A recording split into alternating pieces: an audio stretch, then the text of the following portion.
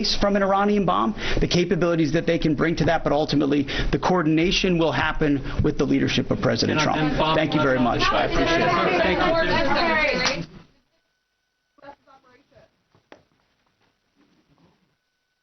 And that was a live press conference from the Pentagon on the latest developments with regards to the U.S.-Iranian war. Addresses by the U.S. Secretary of War, Pete Hegseth, as well as General Dane Kane, the chair of the Joint Chief of Staff. And they both spoke about the developments, and the U.S. Secretary of War spoke about how the United States is not going to allow Iran to block the passage of ships through the Strait of Hormuz, discussing the project dubbed Freedom, which is underway right now to open up the Strait of Hormuz. And for more on this press conference, we're delighted to be joined over the telephone by Dr. Mohamed Ezaby, the professor at Arab African Center of Political Studies. Dr. Mohamed, good afternoon to you, sir. Good afternoon to you. Thank you very much, Dr. Mohamed, for your time. Now, we just saw the press conference by the U.S. Secretary of War, and he discussed and spoke about how the war with Iran and what it is doing to the passage of ships in the Strait of Hormuz, and he called it and said it amounts to blackmail. How do you see this recent address, sir?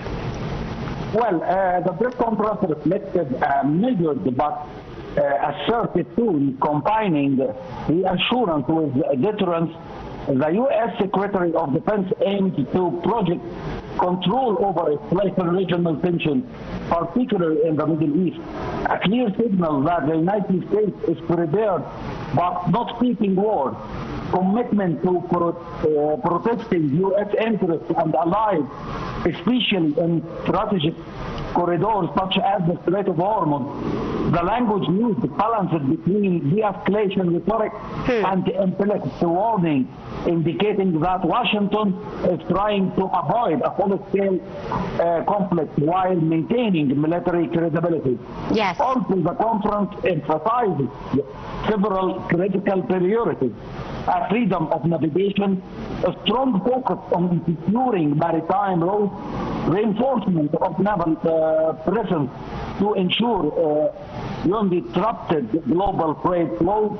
This aligns with ongoing operations into concerting threats to shipping lanes. Also, confirmation of enhanced troop readiness and the potential repositioning of assets. Emphasizes on rapid response capability in case of escalation. Signals to advertisers that any attack would be met with decisive retaliation. Indeed, as he said, that they are ready to carry out any operations against Iran if ordered to do so. And earlier, the U.S. military said it had also fired on Iranian forces and sank 6 small boats targeting civilian ships as it moved to reopen the Strait of Hormuz, explaining that this strait, or this very important maritime waterway, is very important for the global economy, and Iran is seeking to harm the global economy. How do you see this recent attack, specifically on the 6 small boats targeting civilian ships? Well, Iran was a central theme, so addressed carefully. Accusation of destabilizing activity, particularly through proxy groups, warning against targeting U.S. forces or allies. At the same time, the Secretary left the door open for diplomatic solutions, indicating that escalation is not inevitable. This dual approach reflects a different plus diplomatic strategy. Also, the conference revealed an important dynamic military signaling, strong readiness capability, and willingness to act. Political constraints avoidance of committing a large-scale war, especially when he said about the Iranian attack towards the ships and civilian ships in Hormuz of Strait, and his reference to the attacks towards the Emirates and Fujairah yesterday. He said that Iran attacked the Navy of the United States, the United States Navy, many times, but up till now we didn't return back to war, and we wait Iran to have a diplomatic way to solve this this problem of Hormuz Strait. Indeed. Also, he said that if Iran didn't accept American conditions, it means that we are ready to return back to war, and the war now, when he refers to the team 82, he means that the war this time will not be like the 40 days war.